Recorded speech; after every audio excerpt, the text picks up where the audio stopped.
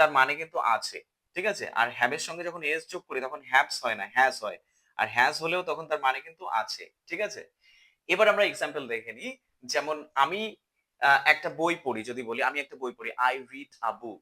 আমি যদি বলতাম সে একটা বই পড়ে, he reads a book. ঠিক আছে? আর এখানে যদি আমরা বলি, তখন আমরা বলব যে আমার একটা বই আছে যদি বলি I have a book. আমি যদি বলতাম তার একটা বই আছে he has a book. রামের একটা বই আছে Ram has a book. রহিমের একটা বই আছে রহিম has a book. এরকম করে কিন্তু আমরা কিন্তু বহু সেন্টেন্স has ইউস করে ব্যবহার করতে পারব। Actually there is no has in English.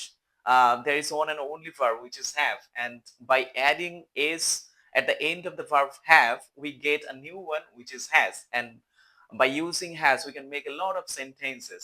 Okay, and here's a couple of questions for you. They dash a house, and MS Dhoni dash a bed. Here is the hell box. You can solve it. Thank you. That's it for today. Have a nice day.